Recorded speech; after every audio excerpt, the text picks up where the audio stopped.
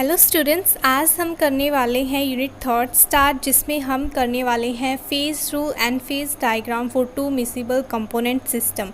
Video को and तक जरूर देखिएगा। ये बहुत इजी टॉपिक है और अगर एग्ज़ाम पॉइंट ऑफ व्यू से देखें तो ये काफ़ी इम्पॉर्टेंट भी है। और जो मेरे नोट्स हैं वो आपको डिस्क्रिप्शन बॉक्स में एक लिंक मिलेगा पीडीएफ का, वहाँ से आप डायरेक्ट डाउनलोड भी कर सकते हैं। स्टूडेंट्स करते हैं start phase rule. Phase rule J.W. Gibbs ने दिया था 1876 के अंदर, इसीलिए फेज रूल को हम गिब्स फेज रूल भी बोलते हैं। For a heterogeneous system means जिसमें मल्टीपल फेज प्रेजेंट होते हैं। होमोजीनियस सिस्टम जिसमें हमारे पास एक फेज प्रेजेंट होता है। ये सब जो स्टेटमेंट्स हैं ये हम ऑलरेडी अपनी प्रीवियस जो हमने यूनिट स्टार्ट की थी उसके फर्स्ट वीडियो लेक्चर में किया था। अगर आपने वो वीडियो लेक्चर नहीं देखा है तो आपको डिस्क्रिप्शन बॉक्स में लिंक मिल जाएगा, आप प्लीज पहले वो वीडियो देख लीजिएगा।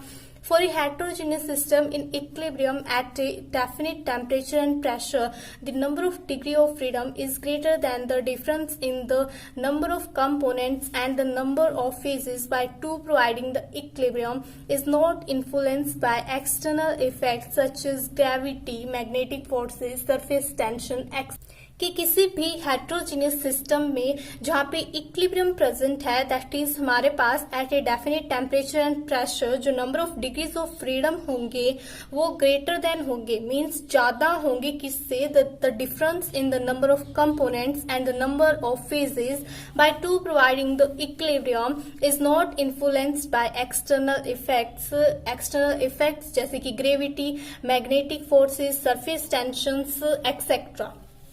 ठीक है, तो हमारे पास ये इक्वेशन बन गई कि हमारे पास जो डिग्री ऑफ फ्रीडम है वो कंपोनेंट और फेज का डिफरेंस होगा by 2 providing the equilibrium. 2 providing equilibrium, देखिए यहाँ पे जो 2 जो इंक्लूड किया गया है इक्वेशन में, वो हमें क्या बता रहा है, वो उस फैक्ट के बारे में बता रहा है कि जो 2 इंटेंसिव वेरिएबल्स हैं, T means temperature, P means pressure, ठीक है, वो मस्ट बी स्पेसिफाई है डिस्क्राइब करने के लिए इक्विलिब्रियम की स्टेट को। ठीक है, तो हमारे पास इससे स्टेटमेंट क्या बन गई, हमारे पास स्टेटमेंट आ गई फेज रूल की कि phase rule state that degree of freedom component and phase of a system are relate with each other in such a way that component and phase can be greater than degree of freedom। कि हमारे पास क्या है, degree of freedom that is F। Degree of freedom को हम F से denote करते हैं, component जिसे हम C से डिनोट करते हैं और फेज को जिसे हम P से डिनोट करते हैं, वो एक दूसरे के साथ रिलेट करते हैं। जो कंपोनेंट और फेज है वो ग्रेटर देन होंगे किससे, डिग्री ऑफ फ्रीडम से। ठीक है, डिग्री ऑफ फ्रीडम से कंपोनेंट और फेज क्या होंगे, हमेशा ही ज्यादा होंगे, can be greater than degree of freedom. Statement को ध्यान से देखिएगा, यहाँ पे मैंने मे नहीं बोला, यहाँ पे मैंने कैन बोला है कि can be greater than degree of freedom. इस टर्म्स की बात करेंगे जो फेज रूल में हम यूज कर रहे हैं, phase, component and degree of freedom. सबसे पहले हम फेज को डिफाइन करेंगे। फेज क्या होता है, फेज एक होमोजीनियस होता है जिसे हम सेपरेट आउट करते हैं सिस्टम के अदर पार्ट से, जिसकी वेल डिफाइंड बाउंड्री होती है। जैसे हम फेज को कंपोनेंट से भी पता कर सकते हैं। कंपोनेंट डिफाइन करते हैं पहले हम। कंपोनेंट क्या होता है, स्मॉलेस्ट इंडिपेंडेंट पार्ट होता है किसी भी सिस्टम का, जो हमें बताता है किसके बारे में, फेजेस के बारे में। फॉर एग्जांपल अगर हम वाटर की बात करें तो वाटर हमारे पास क्या है, एक कंपोनेंट है, लेकिन ये एग्जिस्ट करता है 3 फेजेस के अंदर। ठीक है, कितनी फेजेस में एग्जिस्ट करता है, 3 फेजेस के अंदर, सॉलिड, लिक्विड और गैस के अंदर। ठीक है, तो इससे हमें फेजेस का पता लग गया। और फेज को अगर हम डिफाइन करने के लिए इसी एग्जांपल का यूज करें तो हमारे पास हम बात कर सकते हैं कि एक तो हमारे पास वाटर है वो लिक्विड फेज के अंदर प्रेजेंट है। ठीक है, तो ये सब चीजें हम कंपोनेंट से पता कर सकते हैं फेज को। तो फेज की डेफिनेशन भी हम कंपोनेंट का यूज करके भी एक नई डेफिनेशन बना सकते हैं। थर्ड हमारे पास है degree of freedom, the variables that tell us by number of phase and component. जो वेरिएबल हम फाइंड आउट कर सकते हैं, जो हम टेल आउट कर सकते हैं number of phase and component से, जिसे हम डिनोट करते हैं F से। ठीक है, नेक्स्ट हमारे पास है types of equilibrium. True equilibrium की अगर हम बात करें तो true equilibrium if the same state can be attain from either direction. अगर कि हमारे पास किसी भी इक्वेशन में सेम स्टेट मिले हमें तो उसे हम ट्रू इक्विलिब्रियम बोलते हैं। मेटास्टेबल इक्विलिब्रियम की बात करें तो metastable equilibrium if the same state can be attain from only one direction, की सेम स्टेट हमें सिर्फ एक ही डायरेक्शन से मिल रही है, मीन्स एक ही डायरेक्शन से हमारे पास इक्विलिब्रियम अटेन हो रहा है, तो वो इक्विलिब्रियम होगा मेटास्टेबल इक्विलिब्रियम।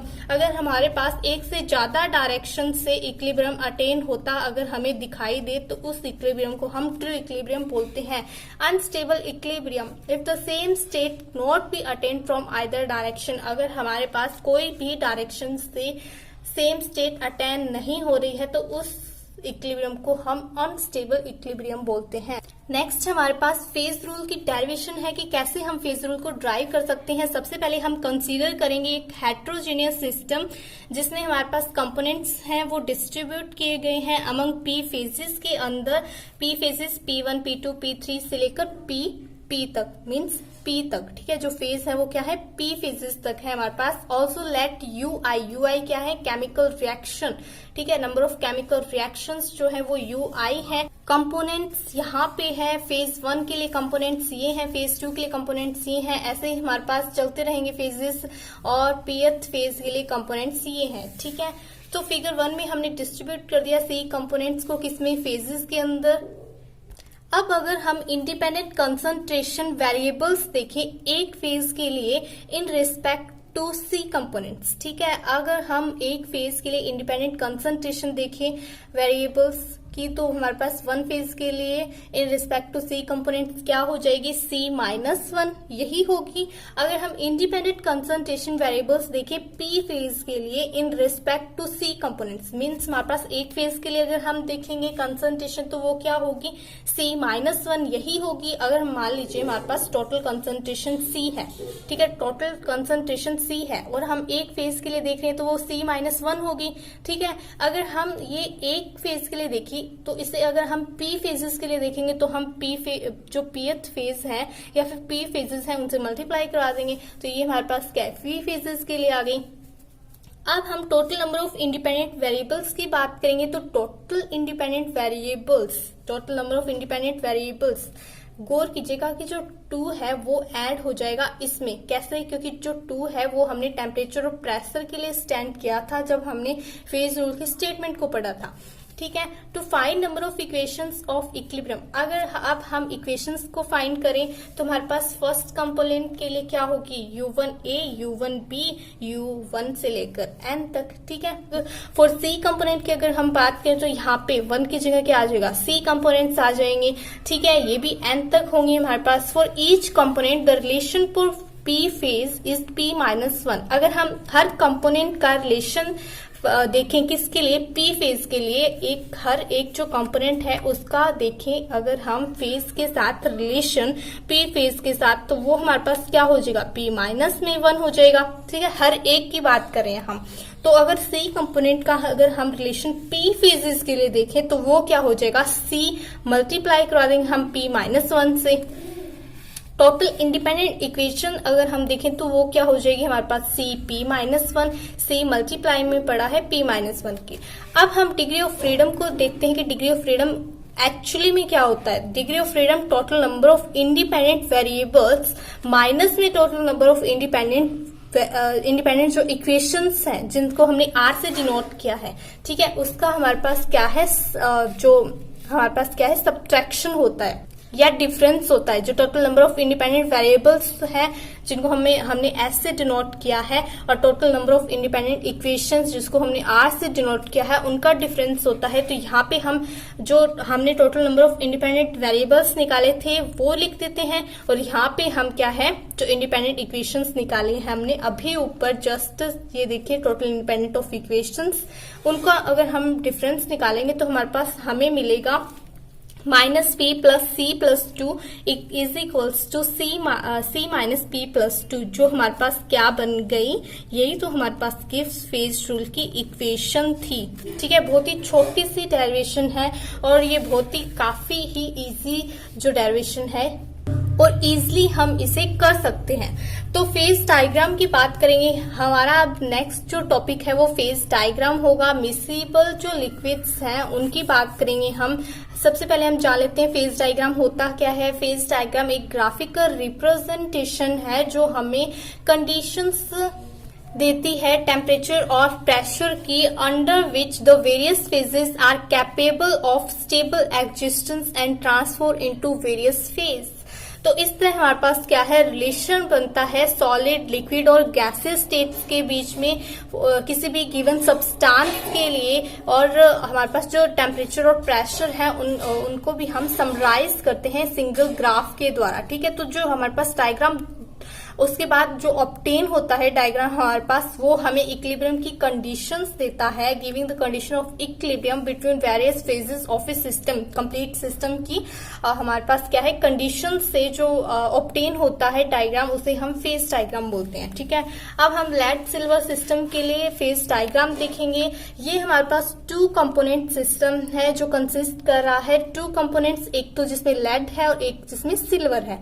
ठीक है, वेरियस फेजेस पॉसिबल आर। इसमें कौन कौन से फेजेस पॉसिबल है कि हमारे पास सॉलिड लेड होगा, ठीक है, सॉलिड सिल्वर होगा और दोनों का सॉल्यूशन भी होगा मोल्टन स्टेट के अंदर, जिसमें जो हम इन दोनों को देखेंगे कि दोनों कंप्लीटली मिक्सिबल हो गए हैं, एक दूसरे में मिक्स हो गए हैं। ठीक है, वेपर फेज में भी ये हमारे पास मिलेगी।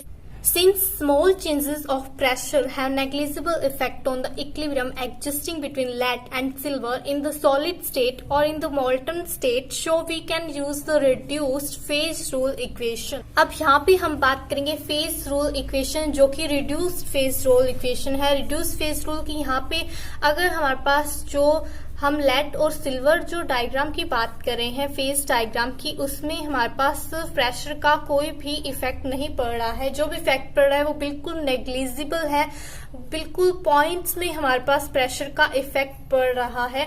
तो यहाँ पे हम क्या करें, यहाँ पे प्रेशर को हम नेग्लेक्ट कर देंगे। ये जो 1 है ये ओनली टेम्परेचर के लिए रह जाएगा और ये इसी इक्वेशन को हम बोलते हैं reduced phase rule equation. According to this equation अगर हम जो डिग्री ऑफ फ्रीडम है उसको 0 लेकर चले, हमारे पास कब जो फेज है वो मैक्सिमम होंगी, जब हमारे पास डिग्री ऑफ फ्रीडम मिनिमम हो जाएंगे। डिग्री ऑफ फ्रीडम मिनिमम कितने हो सकते हैं, 0 के इक्वल हो सकते हैं। तो यहाँ पे हम डिग्री ऑफ फ्रीडम 0 लेकर चले। कंपोनेंट हमारे पास 2 है ही, कौन कौन से, सिल्वर और लेड। ठीक है, तो यहाँ पे कंपोनेंट 2 है हमारे पास, यहाँ से हम फेज निकाल सकते हैं। इस इक्वेशन में पुट करेंगे 0, यहाँ पे कंपोनेंट की जगह हम पुट करेंगे 2 और यहाँ पे हमारे पास क्या आ जाएगा, यहाँ पे हमने 2 पुट किया है तो यहाँ से इस इक्वेशन से हमें जो फेज है वो 3 मिल जाएंगे। तो हमारे पास यहाँ पे जो फेजेस मिले हैं वो मैक्सिमम नंबर ऑफ फेजेस मिले हैं जो कि को एग्जिस्ट करे हैं, उन्हें हम 3 बोलेंगे। ठीक है, वो हमारे पास क्या है, 3। अब ये हमारे पास फेज डायग्राम है लेड सिल्वर सिस्टम का। देखिए यहाँ पर ये वाली जो कर्व है ओ ए, ये हमारे पास एक कर्व है, यहाँ पे ओ बी है, ये दूसरी कर्व है। 2 हमारे पास कर्व प्रेजेंट है, यहाँ पे लिक्विड लेड प्रेजेंट है और सॉलिड के अंदर सिल्वर प्रेजेंट है। यहाँ पे हमारे पास ये सब प्रेजेंट है और यहाँ पे हमारे पास लिक्विड तो सिल्वर प्रेजेंट है और सॉलिड यहाँ पे लेड प्रेजेंट है। ये हमारे पास टेम्परेचर को शो कर रहे हैं और ये हमारे पास क्या है, कितने जो हमारे पास कंपोजिशन है। ठीक है, जो हमारे पास कंपोजिशन है, ये वाला पॉइंट हमारे पास यूटेक्टिक पॉइंट होगा जिसे अब हम डिस्कस करेंगे। और यहाँ पे सब लिक्विड प्रेजेंट है, लिक्विड सिल्वर और जो लिक्विड लेड है, और इस पॉइंट जहाँ पे यूटेक्टिक पॉइंट है इसके जस्ट नीचे सॉलिड के अंदर प्रेजेंट है ये। ठीक है, तो phase diagram of lead silver system is shown in figure. The diagram is drawn taking temperature and composition along the axis. जैसे कि मैंने बताया कि एक्सिस पे हमारे पास क्या है, यहाँ पे टेम्परेचर प्रेजेंट है और यहाँ पे नीचे composition. The equilibrium diagram consist of 2 curves. जैसे कि अभी मैंने बताया कि 2 कर्व्स प्रेजेंट है इसमें, ओ ए एंड ओ बी, जो कि इंटरसेक्ट कर रही है एट पॉइंट ओ पे, जिसको मैंने यूटेक्टिक पॉइंट बताया था आपको। कर्व ओ ए की बात करेंगे तो ये रिप्रेजेंट कर रही है freezing point curve of silver to which small quantities of lead are added. देखिए हमारे पास क्या है, फ्रीजिंग पॉइंट कर्व सिल्वर के लिए है जिसमें हम ऐड करें स्मॉल क्वांटिटी ऑफ लेड। ठीक है, जिसमें हम स्मॉल क्वांटिटी ऑफ लेड को ऐड करेंगे। The point A indicates the melting point of pure silver. जो प्योर सिल्वर है वो कहाँ पे एग्जिस्ट कर रही है, 961 डिग्री सेल्सियस टेम्परेचर पे। ठीक है, प्योर सिल्वर है वो धीरे धीरे मेल्ट होनी स्टार्ट हो जाएगी जब हम टेम्परेचर को डिक्रीज करते रहेंगे। And separation of silver occurs till the point O point तक आते आते जो सिल्वर है वो सेपरेट आउट हो जाएगी। At the point O no more separation is possible, और इससे आगे हमारे पास सेपरेशन नहीं होगी। And melting point of silver does not fall any long, और इससे ज्यादा हमारे पास क्या है, मेल्टिंग पॉइंट नीचे नहीं जाएगा। This point O is called eutectic point, और इसी पॉइंट को हम बोलते हैं यूटेक्टिक पॉइंट। ठीक है, द सिस्टम इज अनवेरिएंट, ठीक है, सॉरी यूनिवेरिएंट बोलेंगे हम। इस सिस्टम को यूनिवेरिएंट कैसे बोलेंगे, जिसमें देखिए हमारे पास कंपोनेंट क्या है, 2 है, फेजेस भी हमारे पास 2 है, लिक्विड और सॉलिड। तो डिग्री ऑफ फ्रीडम हमारे पास 1 हो गई। जहां पे हमारे पास डिग्री ऑफ फ्रीडम 1 होती है उसे यूनिवेरिएंट बोलते हैं। अगर यहाँ पे 2 आ जाता तो हम इसे बाईवेरिएंट बोलते हैं। अगर 3 आ जाता डिग्री ऑफ फ्रीडम तो उसे हम ट्राईवेरिएंट बोल देते हैं। ठीक है, तो कर्व BO की बात करेंगे हम नेक्स्ट। जो कर्व BO है ये रिप्रेजेंट करेगी फ्रीजिंग पॉइंट कर्व और फ्लैट की। जो OA थी वो हमारे पास सिल्वर की कर्व थी। ठीक है, to which small amounts of silver are added. ठीक है, जो फ्रीजिंग पॉइंट कर्व है लेड की उसमें हम सिल्वर को ऐड करना स्टार्ट करेंगे धीरे धीरे। The point B represents the melting point of pure lead 3। हमारे पास यहाँ पे जो प्योर लेड है वो 327 डिग्री सेल्सियस पे एग्जिस्ट कर रहा है। At point O no more separation is possible, same as हमारे पास कर्व OA को हमने फ्रीजिंग पॉइंट ऑफ सिल्वर के लिए माना था, और सिल्वर हमारे पास O पे आते आते यूटेक्टिक पॉइंट पे आते आते अपनी सेपरेशन को ज्यादा नहीं दिखाया था। वैसे ही लेड भी O पॉइंट तक आते आते क्या होगा, हमारे पास सेपरेट होना बंद हो जाएगा। मीन्स O पॉइंट हमारे पास यूटेक्टिक पॉइंट है जहाँ पे उसके बाद जो सेपरेशन होगी वो उसके बाद सेपरेशन होनी बंद हो जाएगी। ठीक है, सेम हमारे पास जो सिस्टम है वो यूनिवेरिएंट ही आया है। डिग्री ऑफ फ्रीडम हमारे पास 1 निकले हैं। फेज भी यहाँ पे 2 प्रेजेंट है। सॉलिड और लिक्विड कंपोनेंट भी हमारे पास 2 ही है। यूटेक्टिक पॉइंट की बात करते हैं। Eutectic point O, this is the point where 2 curves AO and BO meet. ठीक है, यहाँ पे इस पॉइंट पे आके जो AO कर्व है, जो फ्रीजिंग पॉइंट कर्व है सिल्वर की, जो फ्रीजिंग पॉइंट कर्व है लेड की, वहां पे आके मीट करती है। At this point solid lead और solid silver are in equilibrium, that is 3 phases are present. यहाँ पे हमारे पास 3 फेजेस प्रेजेंट हैं। जो सॉलिड सिल्वर है और सॉलिड लेड है वो इक्विलिब्रियम में आ जाते हैं। Therefore there are no degrees of freedom, और वहां पे हमारे पास डिग्री ऑफ फ्रीडम 0 हो जाते हैं। According to reduced phase rule equation की बात करें तो यहाँ पे हमारे पास 2 कंपोनेंट्स हैं, फेज भी 3 है, तो यहाँ पे डिग्री ऑफ फ्रीडम क्या हो जाती है, 0। पॉसिबल टेम्परेचर है जहाँ पे हमारे पास जिससे नीचे अगर हम पॉइंट O के नीचे जाएंगे तो वहां पे हमारे पास लिक्विड स्टेट में एग्जिस्ट नहीं करेंगे जो हमारे पास लेड और सिल्वर हम लेकर चल रहे हैं। ठीक है, जो लेड और सिल्वर हम लेकर चल रहे हैं वो लिक्विड फेज में एग्जिस्ट नहीं करेंगे, बल्कि यूटेक्टिक पॉइंट से नीचे वो क्या हो जाएंगे, सॉलिड स्टेट के अंदर। Such a liquid mixture of 2 components, silver and lead, which has the lowest freezing point compared to all other liquid mixtures, are called eutectic mixtures. और ऐसे ही मिक्सचर्स को हम बोलते हैं eutectic mixtures. The temperature corresponding to the eutectic point O is called the eutectic temperature. और ऐसा temperature जो eutectic point के कॉरस्पॉन्डिंग आता है, ऐसे टेम्परेचर को हम यूटेक्टिक टेम्परेचर बोलते हैं। सो स्टूडेंट्स, आई होप आपको लेक्चर काफी अच्छा लगा होगा, और आप वीडियो को लाइक जरूर कीजिएगा। नेक्स्ट वीडियो लेक्चर्स के लिए मेरे साथ बने रहिएगा। मेरे चैनल को सब्सक्राइब कर लीजिएगा।